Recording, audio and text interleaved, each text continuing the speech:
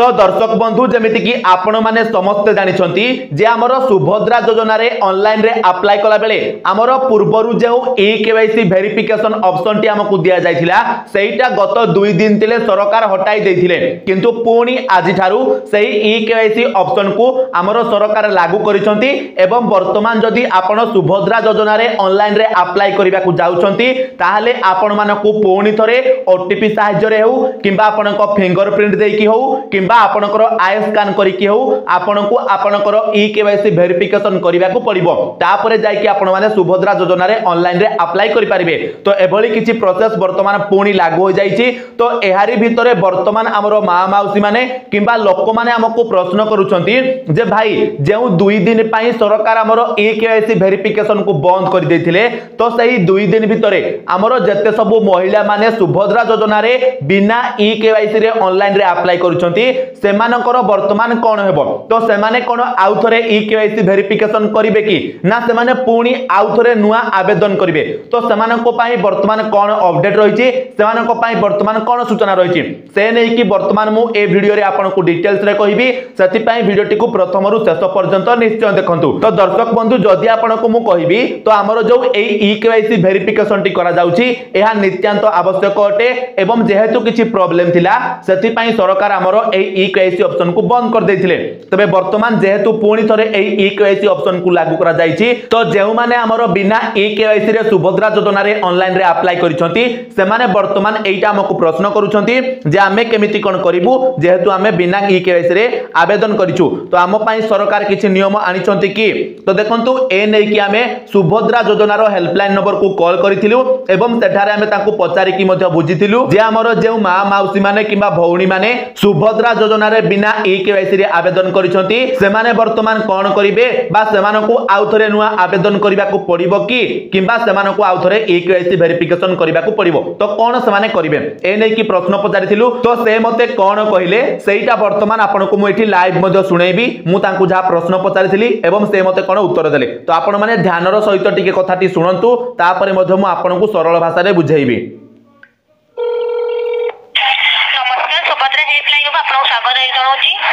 नमस्कार मैडम मोर सुभद्रा योजना संपर्कित किछि प्रश्न थिला तो तार उत्तरटा मु पाइबा पई चाहूछि। आज्ञा को कहली मैडम मोर सुभद्रा योजना संपर्कित किछि प्रश्न थिला तार उत्तरटा मु आपन कोटु जानिबा पई चाहूछि। आज्ञा सर कोंतो मैडम जेमिति कि आपण भी जानिथिबे जे हमरो सुभद्रा योजना रे पूर्वरु ई-केवाईसी वेरिफिकेशन हेउथिला तो सेडा पुणी गत 2 दिन तळे ई-केवाईसी वेरिफिकेशन को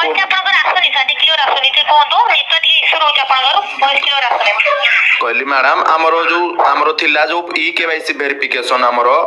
आगरु मैडम सुबुची ना सुबुनी कहली मैडम हमरो जो पूर्वरु ई-केवाईसी वेरिफिकेशन ऑप्शन टी हमरो थिला सुभद्रा योजना रे सही ऑप्शन टी को 2 दिन तळे सरकार हटाई देथिले पुणी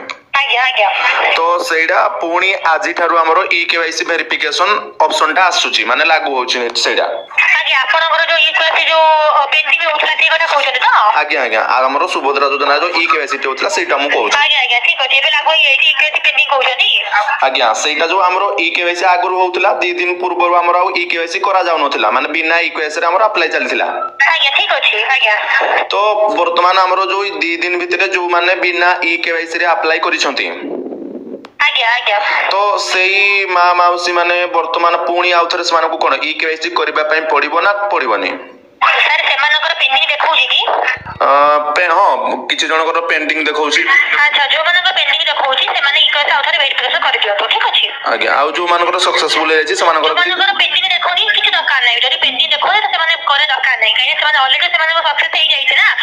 तो माने अप्लाई हे जाइछि जदि सेमाने ई-केवाईसी पेंडिंग देखौछि सेमाने आसी वेरिफिकेशन आउथरे करि दियो तो जो माने देखौनि तो छाड़ दियो किछि दरकार नै आज्ञा। तो वर्तमान आपण माने सुनिले जे से कोन कहिले ना हमरो जेउ मां माउसी माने ऑनलाइन रे अप्लाई करि सारिछंती जदि सेमानकर स्टेटस रे पेंडिंग रहउची तो सेइटा आपण केमिति जानिबे जते बेले आपण जो जनसेवा केंद्र रे आवेदन करथिबे सेइटी जाय कि आपण माने पता लगै परिबे जे आपणकर स्टेटस टा पेंडिंग रे अछि ना आपणकर स्टेटस टा सक्सेसफुल अछि। तो जदि आपणकर स्टेटस टा पेंडिंग रे थिबो ताहाले आपण माने जाय कि आउथरे ई-केवाईसी करि नेबे एवं जेउ मानकर सक्सेसफुली अप्लाई हो जाइथिबो सेमानकु आउ ई केवाईसी करिबा पई पड़िबो नाही। वर्तमान आपनक प्रश्नर उत्तरटी मध्ये आपनकु एठु मिल जाइछि। तो आपण माने निहात भाबरे जानिले जे हमरो जेउ माने बिना ई केवाईसी रे आवेदन करिथिले जदि सेमानकर स्टेटस टी पेंडिंग थिबो तो आपण केउठु जानिबे पेंडिंग अछि ना सक्सेसफुल अछि। आपण जेउ जनसेवा केंद्र रे जाई के आवेदन करिथिबे सेठी आपण पता लगांतु जे आपनकर स्टेटस टी पेंडिंग रे अछि ना आपनकर स्टेटस टी सक्सेसफुल अछि।